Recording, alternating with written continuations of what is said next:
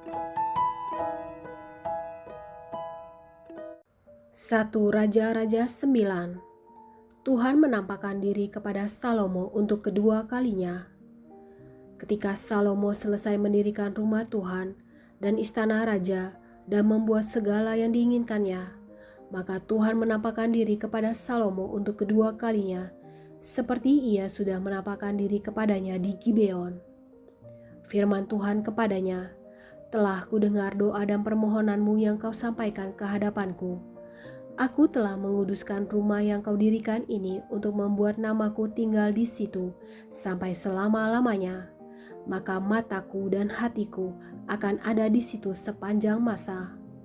Mengenai engkau, jika engkau hidup di hadapanku sama seperti Daud ayahmu, dengan tulus hati dan dengan benar, dan berbuat sesuai dengan segala yang kuperintahkan kepadamu, dan jika engkau tetap mengikuti segala ketetapan dan peraturanku, maka aku akan meneguhkan tata kerajaanmu atas Israel untuk selama-lamanya, seperti yang telah kujanjikan kepada Daud ayahmu dengan berkata, keturunanmu takkan terputus dari tata kerajaan Israel.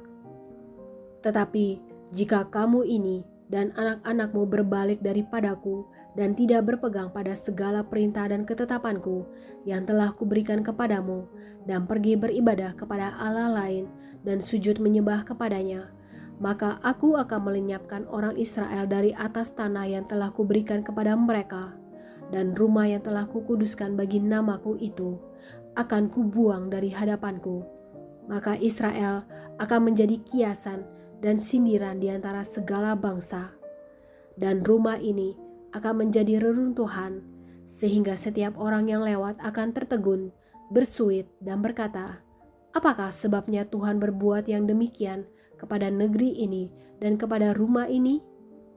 Maka orang akan berkata, sebab mereka meninggalkan Tuhan Allah mereka yang membawa nenek moyang mereka keluar dari tanah Mesir, dan sebab mereka berpegang pada Allah lain dan sujud menyembah kepadanya dan beribadah kepadanya. Itulah sebabnya Tuhan mendatangkan segala malapetaka ini ke atas mereka.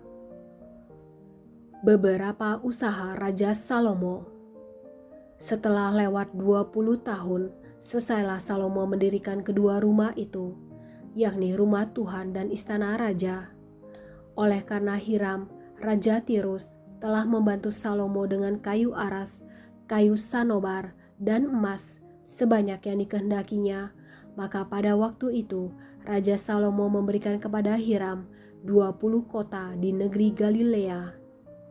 Tetapi ketika Hiram datang dari Tirus untuk melihat-lihat kota-kota yang diberikan Salomo kepadanya, maka semuanya kurang menyenangkan hatinya.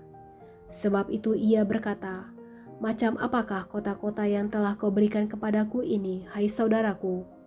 Maka orang menyebutkannya tanah Kabul sampai hari ini. Adapun Hiram telah mengirim kepada raja 120 talenta emas. Beginilah hal orang-orang Rodi yang telah dikerahkan oleh Raja Salomo. Mereka dikerahkan untuk mendirikan rumah Tuhan dan istana raja dan Milo dan tembok Yerusalem, dan juga untuk memperkuat Hazor, Megido, dan Gezer. Sebab Firaun Raja Mesir telah maju berperang dan merebut Gezer, lalu membakarnya dan membunuh orang-orang Kanaan yang diam di kota itu. Kemudian diberikannya kota itu sebagai hadiah kawin kepada anaknya, istri Salomo. Maka Salomo memperkuat Gezer.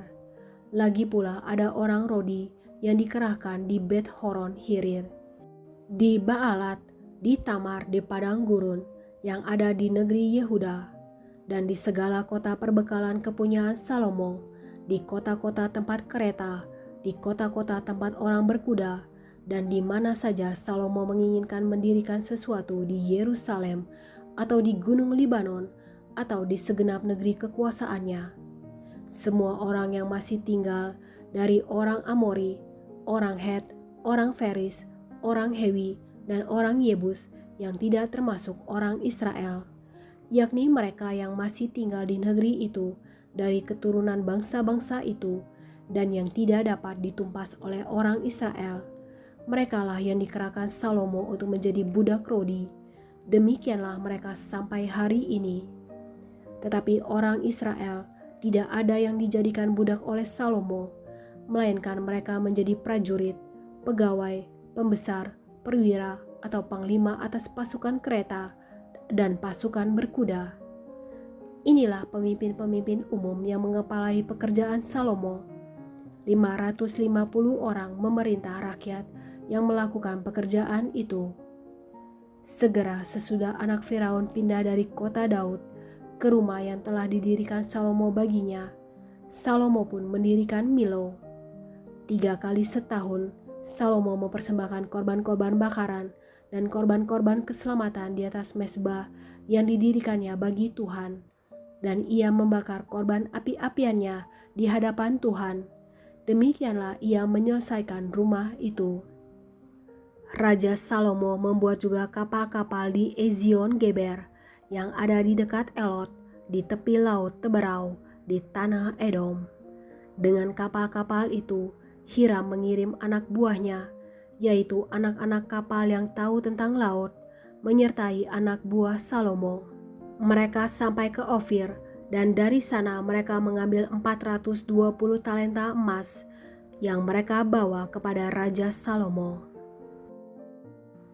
2 Tawarik 8. Beberapa usaha Raja Salomo. Setelah lewat 20 tahun, selesailah Salomo mendirikan rumah Tuhan dan istananya sendiri. Maka Salomo memperkuat kota-kota yang diberikan Huram kepadanya dan menyuruh orang Israel menetap di sana. Lalu Salomo pergi ke Hamat Zoba dan menaklukkannya. Kemudian ia memperkuat Tadmor di padang gurun dan semua kota perbekalan yang didirikannya di Hamat. Ia memperkuat juga Bet Horon Hulu dan Bet Horon Hilir menjadi kota kubu yang bertembok, berpintu gerbang dan berpalang, dan juga Baalat dan segala kota perbekalan kepunyaan Salomo, segala kota tempat kereta, kota-kota tempat orang berkuda, dan apa saja yang Salomo ingin mendirikannya di Yerusalem, atau di Gunung Libanon, atau di segenap negeri kekuasaannya. Semua orang yang masih tinggal dari orang Het, orang Amori, orang Feris, orang Hewi, dan orang Yebus yang tidak termasuk orang Israel, yakni keturunan bangsa-bangsa yang masih tinggal di negeri itu dan yang tidak dibinasakan oleh orang Israel, merekalah yang dikerahkan Salomo untuk menjadi orang rodi. Demikianlah mereka sampai hari ini. Tetapi orang Israel tidak ada yang dijadikan budak oleh Salomo untuk pekerjaannya, melainkan mereka menjadi prajurit atau perwira pasukan berkuda atau panglima atas pasukan kereta dan pasukan berkuda. Dan inilah pemimpin-pemimpin umum Raja Salomo, 250 orang yang memerintah rakyat. Dan Salomo memindahkan anak Firaun dari kota Daud ke rumah yang didirikannya baginya, karena katanya, tidak boleh seorang istriku tinggal dalam istana Daud, Raja Israel, karena tempat-tempat yang telah dimasuki tabut Tuhan adalah kudus. Lalu Salomo mempersembahkan korban-korban bakaran bagi Tuhan di atas mezbah Tuhan yang didirikannya di depan balai bait suci.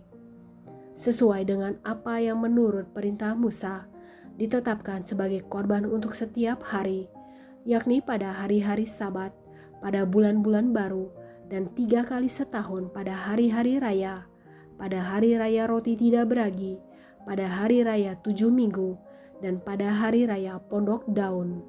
Dan menurut peraturan Daud, ayahnya, ia menetapkan rombongan para imam dalam tugas jabatan mereka, dan orang-orang Lewi dalam tugas menyanyikan puji-pujian dan menyelenggarakan ibadah di hadapan para imam, setiap hari menurut yang ditetapkan untuk hari itu, dan juga penunggu-penunggu pintu gerbang dalam rombongan mereka untuk setiap pintu gerbang, karena demikianlah perintah Daud, abdi Allah. Mereka tidak menyimpang dari perintah raja mengenai para imam dan orang-orang Lewi dalam perkara apapun, juga mengenai pembendaraan. Maka terlaksanalah segala pekerjaan Salomo dari hari dasar rumah Tuhan diletakkan sampai kepada hari rumah itu selesai. Dengan demikian selesailah sudah rumah Tuhan. Kemudian Salomo pergi ke Ezion Geber dan ke Elot yang letaknya di tepi laut di tanah Edom. Dengan perantaraan anak buahnya, Huram mengirim kapal-kapal kepadanya dan anak buah yang tahu tentang laut. Bersama-sama anak buah Salomo, mereka sampai ke Ofir, dan dari sana mereka mengambil 450 talenta emas yang mereka bawa kepada Raja Salomo.